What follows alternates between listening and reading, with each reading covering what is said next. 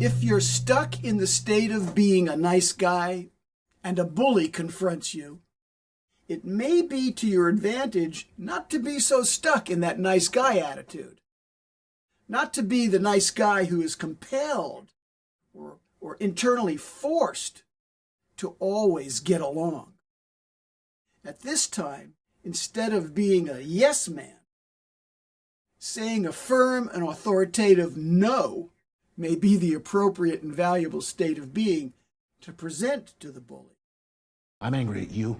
I'm angry at myself. No. No. You can see this playing out in international politics as well as more private, everyday, interpersonal relationships.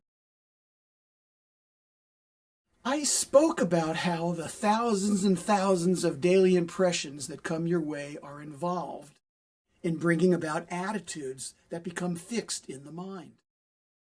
It starts with an event, an interchange with others, or some life experience that you couldn't fully understand or accept.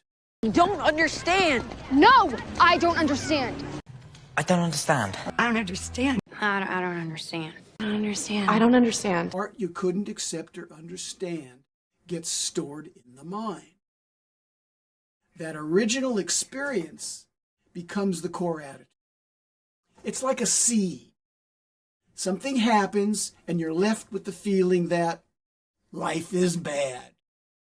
That seed, that life is bad, continues to get fertilized with all the other impressions that come your way and which support or agree or resonate with that seed impression, that life is bad.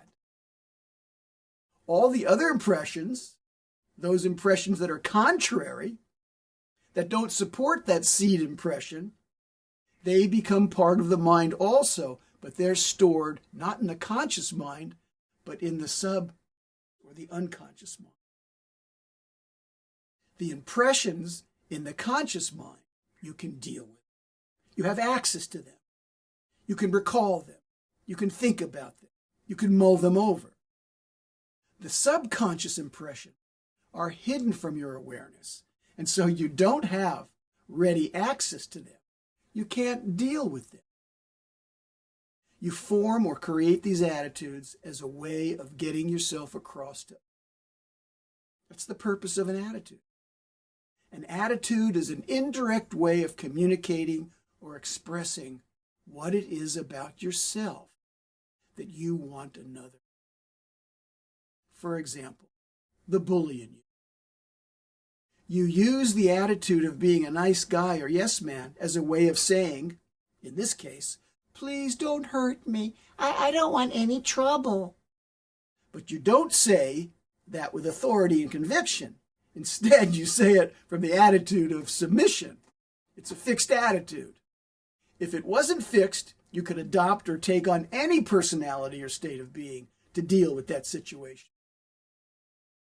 Perhaps it could be authoritatively, I don't want any trouble. Do you? Make my day. Both states or attitudes are indirect communications, neither in or of itself. Are they any good or bad? They're tools that you're using. And sometimes you need a hammer instead of a screwdriver to get the job done. You need to communicate your messages to others directly. And you need to dissolve the attitude that you find yourself in. So to dissolve those, you need to find the main message that you've suppressed, that you've hidden and stored in the unconsciousness that has been the progenitor for that dilemma that you're in, of that fixed attitude. What is it? It is what it is. Sometimes you don't know what it is until you see what it is. This is the relating dyad or self-inspection that I have found that works very well for dissembling those attitudes. Here it is. What is it about yourself that I want another to know without criticizing, blaming, abusing, making the other wrong, or trying to change them? So my advice is to regularly and steadily and unrelentlessly contemplate upon who you are. And when difficulties arise in your life, take personal responsibility and reflect. Self-inquire. What is it about myself in respect to this difficulty that I'm in, to these thoughts or feelings or sensations that I'm in? What is it about myself that I want another to know? What is it about myself that I want another to know without criticizing, blaming, abusing, or making the other wrong, without trying to change them? As I said before, a problem is not another, and it's not life. It's something about yourself that you want another to know.